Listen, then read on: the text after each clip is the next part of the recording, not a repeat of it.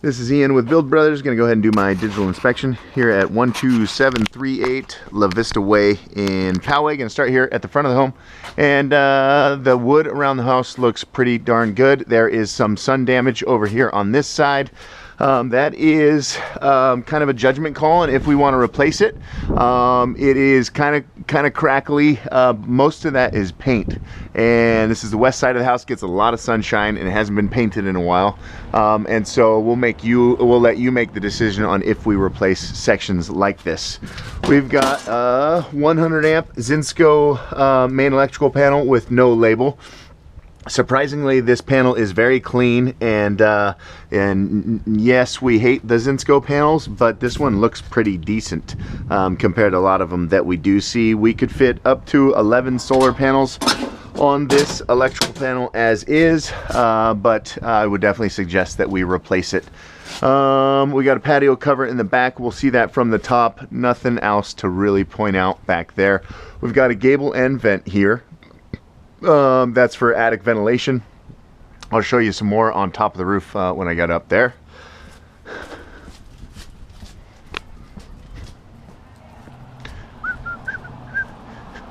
All right. We have an architectural asphalt shingle, and the granules are completely gone. Lots and lots of fiberglass exposed. And obviously this roof is well beyond its life expectancy. Amazing that, well, you know what? The only reason it's not leaking is because there's 2 other layers underneath it.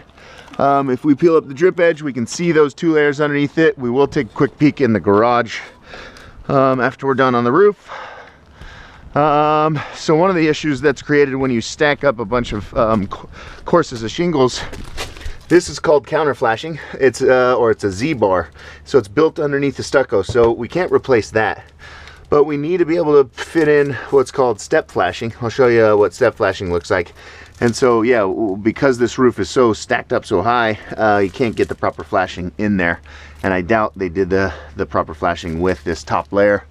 Amazing it's lasted this long. Here's some more of that sun damage fascia. It's actually still solid. It would look better replaced, but fascia gets expensive when we replace a lot of it.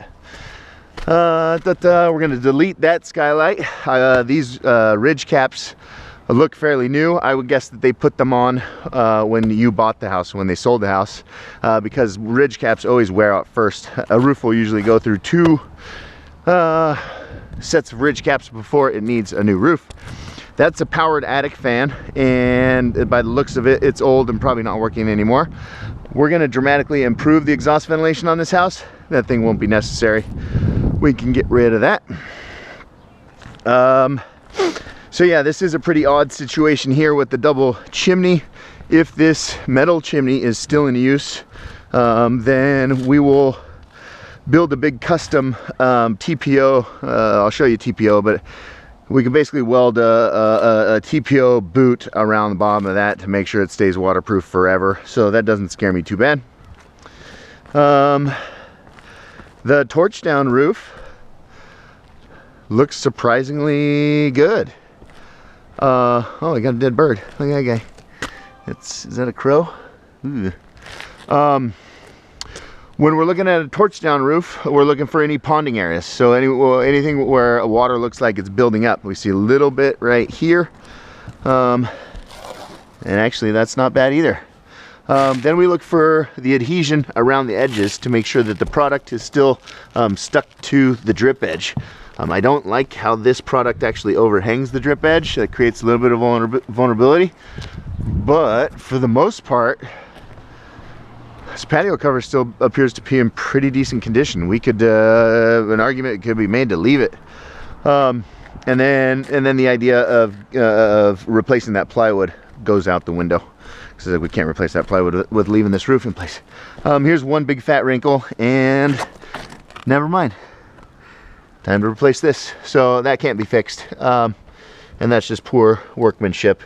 The product overhanging the drip edge is what's created the problem, and then the wrong metal was used. Supposed to use bonderized for this, so this needs to be done too. Sorry. That's a crazy contraption. Some big old extension on the whirlybird. Kind of interesting. We don't like whirlybirds. They're ugly and they make noise. And when they stop spinning, they start leaking. So obviously we know we need a new roof on this bad boy. All pretty basic issues that we see. We want to add 2 skylights here. I think that's an excellent idea. We'll add a lot of nice natural light into the kitchen.